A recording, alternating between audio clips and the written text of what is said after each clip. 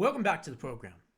So I have been saying since, I guess it was what, January 3rd, when the Maduro extraction happened. After that happened, I said at that point, this is amazing. We have now taken the oil. We are now going to be one of the most wealthiest oil rich nations. I think at that point we would have been, close to number one or one and two at that point, right? And I said the next one has to be Iran. And I also said once we take out Iran, now what happens to China? I've been talking about this since January, okay? More than anyone else in the media. Well, finally, some people are starting to catch up. And here's a great article on exactly what I have been talking about. We have taken the oil away from China.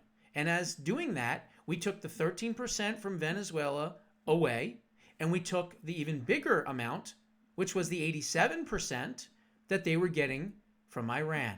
So the China regime is crumbling, folks. It's exactly what I said was going to happen. The Trump administration's actions over just the past few weeks have eliminated two of China's primary sources of oil, Venezuela and Iran. The Trump administration began pressuring Panama in 2025 to reduce Chinese influence around the canal, and in early 2026, Panama's Supreme Court ruled that the concession held by a Hong Kong company to operate parts of its ports either end of the Panama Canal was considered unconstitutional, leading the Panamanian government to then take control back of the facilities. Now, if it was quote unquote just regular Hong Kong, well, maybe that would be okay. But remember what happened a few years ago. China came into Hong Kong. They destroyed the 50-year agreement that they were not supposed to go in and do anything. And they took over Hong Kong.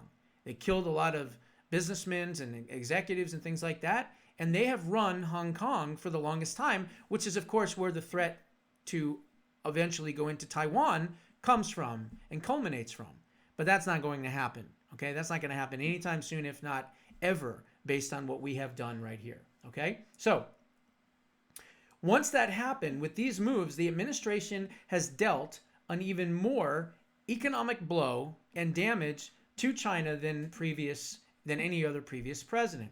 At the same time, China's lack of response underscores how not only selfish they are, but how they have lied to all these other countries through their Belt and Road Initiative, right? Where they would go in and they would build bridges and tunnels and hospitals and churches and schools and whatever. And then they would basically make that country, knowing that they couldn't pay back that debt, sign a memorandum of understanding. Well, here, you agree with this, we'll build this for you, and then, wink, wink, you pay us back. Well, when you can't pay them back, then they take over your property, they take over your country, they take over your government. And that's what China has been trying to do and has been successful to a certain point with a lot of these countries. Now, thankfully, in the last year and a half or so, maybe 18 months, 24 months or so, a lot of these countries around the world, they're starting to wise up to China. And they were like, oh, wait a minute. No. Just because we can't pay you back right now doesn't mean that you can take over all of our assets and control our economies.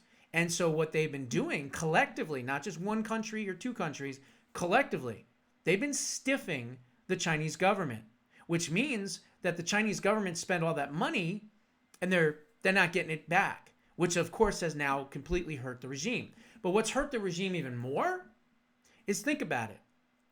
Did China help out with Venezuela? No, thankfully they didn't. Did China help out with Iran? Nope, not at all.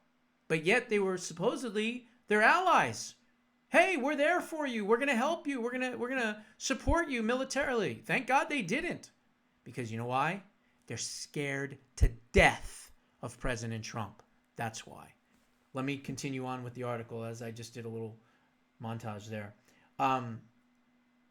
China's refusal to help and aid Iran or take any significant stand for Venezuela or Cuba has proven that its only interest is in their so-called friends is making lopsided trade deals and investment agreements with them, the nation that China will support or protect the countries in its access has now been proven false.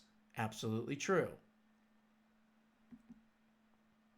China responded cautiously to the United States and the Israeli strikes on Iran, first expressing concern and then calling for dialogue before condemning the attacks altogether.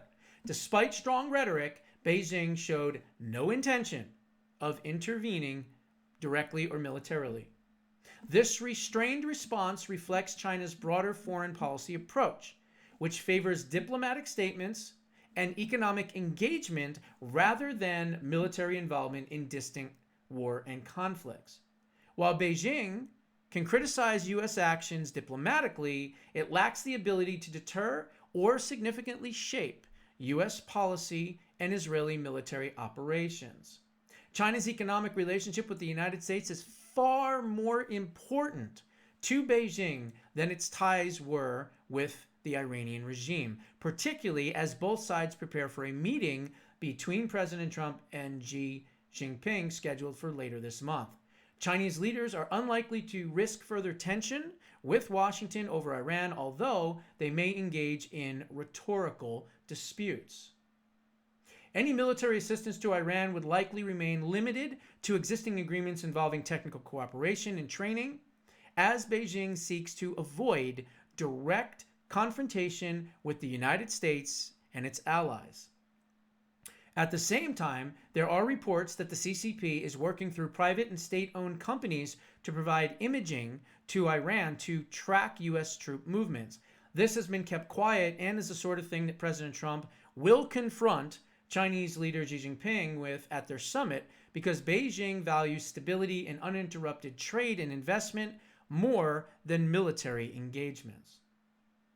China has about a 100-day reserve of oil and can supplement itself and its needs by trading with Russia. However, the loss of cheap Iranian and Venezuelan oil means that China will be buying more oil on the global markets at America's behest, driving up China's production costs and eating into its profit on exports. Before I continue, that's why I said, strategically speaking, taking out Venezuela, taking out Iran, eventually Cuba, what we have done, we have reset the entire world's order. And now we are the dominant oil reserve country in the entire world. You got to come to us. Sorry, China. You got to come to us. And here's the best part yet. The best part yet. Guess what? They need gas. They need gas for their military. They need gas for all their tanks and everything else, and their aircraft and everything. We got it. We got it. We just destroyed them militarily. We just destroyed them economically. And we have weakened this regime to a point where I'll make you a prediction. I would say in the next 5 to 10 years, because I don't know when it would be. But at this rate, we already secured the Arctic. We got Venezuela. We're going to have Cuba. We're going to have Iran. The only thing that's left is North Korea. But quite frankly, they can't do anything. Okay? Russia's not going to mess with us. That's for damn sure. Because they're too busy with Ukraine, and they know they would get their asses handed to them. And let's face it, militaries that use their military are sharper, faster, more intellectually advanced, more technologically advanced, and have better security measures, and more importantly, better intelligence. And who better than Israel for that? I'll tell you right now, Israel may be a very tiny country. I don't think there's a military on earth that could beat them other than the United States. And even that would be hard and a challenge. They would wipe out all of it. They would wipe out China, Russia, doesn't matter who they are that powerful. Tiny little country is that powerful. So what this basically means is, without firing a shot, without messing with China, without messing with North Korea, without doing any of that, we have crippled the CCP. We have crippled the Xi Jinping government and put them in a position to where they don't have oil now to even run their military equipment. This is absolutely incredible. Anyone that doesn't agree with this, you are just not very bright. That's all I can really say. Because what we have done is going to last generations and generations, and it's going to keep us safer and safer for many years to come. Now, the only thing that I would say would be the curveball in all this is AI. Because AI is just, I mean, that one, you know, you don't know what to think on that. We've been using a lot of AI in this war, and so has Israel. And so it seems like from an AI perspective, America and Israel is much more advanced than obviously Iran was, but for that matter, most of these other countries, which again, I'm not a fan of AI. It is what it is. It's here. It's not going anywhere. So we might as well run it, secure it, perfect it, and use it to our advantage, especially in military capabilities. So I wanted to kind of bring that to your attention because I think it's really, really important to know. And the other thing that I was going to talk about, just real brief, is there is an island, okay, about 300 miles away from Iran, and it's known as Karg Island, Kharg Island. And what this is the epicenter for Iranians' oil. If we go to this island and we capture this island and take it over, it's over. They're done. Just like that, they're done. Because Iran was smart enough, and I'll give them credit, to do a lot of what they do and get their oil by putting it in this secret little island off of, you know, about 300 miles away from their country. And that's where they got their oil from, and how they were able to give that oil and give it to all these other countries. Americans would be wise to begin paying very close attention to a very small, rugged island. And by the way, this is from the brilliance, absolute brilliance of the great Roger Stone, who endorsed preserving liberty and is a good friend of mine. Rugged island in the North Persian Gulf that few could even locate on a map only weeks ago. That island is known as Karg Island. It is sometimes spelled Kark, but it's known as Karg. It is nothing less than the main distribution center for Islamic Republic's Iranian oil. At a moment when the United States and its allies are confronting the Islamic Republic during the ongoing military confrontation known as Operation Epic Fury, Karg Island stands as one of the most consequential and strategic locations in the entire Middle East. If Iran's regime derives financial oxygen from its oil exports, then that lung capacity is from Karg Island, he says. Should anyone doubt the urgency and understanding of its importance, and the facts about this island reveal why this island outpost has become such a critical focus of geopolitical scrutiny. Karg Island is a continental limestone island located in the northern Persian Gulf, approximately 30 kilometers, only about 18 miles off of Iran's coast. So not 300 miles. There's another location. It sits northwest of the port of Bushehr, about 483 kilometers, which is roughly 300 miles northwest of the Straits of Hormuz. So in other words, Iran set up this private little island to do all of their crude oil exploration from this island, and it's only 18 miles from Tehran. The tiny island measures roughly 8 kilometers in length and 4 to 5 kilometers in width, covering an area of only 7 or 8 square miles. Its rocky limestone terrain collects fresh water in porous formations, making it one of the few islands in the Gulf with natural freshwater resources capable of supporting human settlements and wildlife, including gazelles. There's a little bit more here on this. And it is perfectly situated for the Islamic Republic of Iran's nefarious activities. Its population exceeds a little more than 10,000 people. The islands extends Iran's territorial sea claims deeper into the Persian Gulf and sits amid some of the most valuable oil infrastructure in the entire region. The economic and strategic importance of Karg Island cannot be overstated.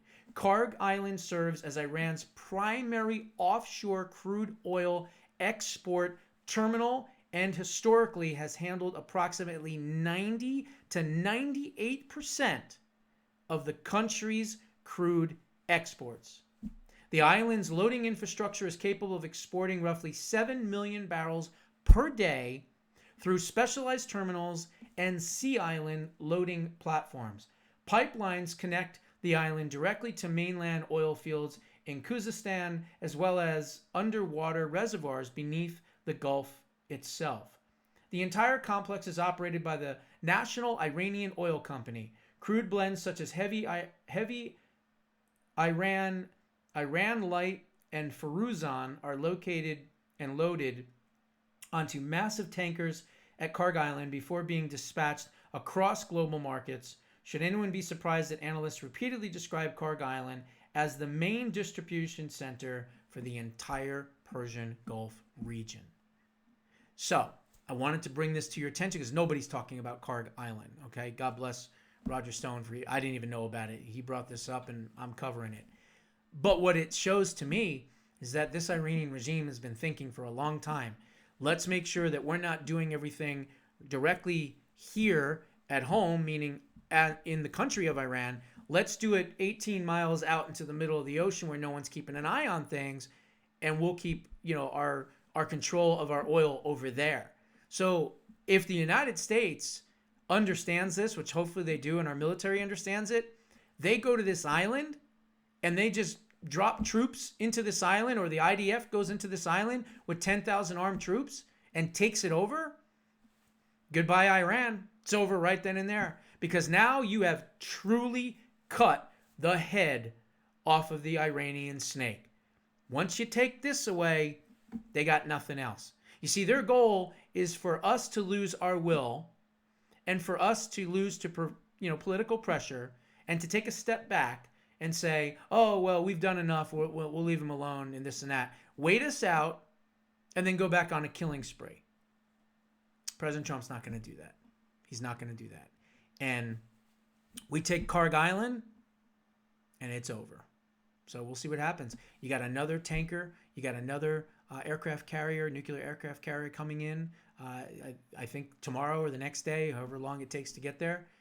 They're just getting started, as Heg said. So 4 to 6 week war, and we should have a new regime at the end of it. Those are my thoughts. What are yours? Put them down in the comments below. We'll see you in the next one.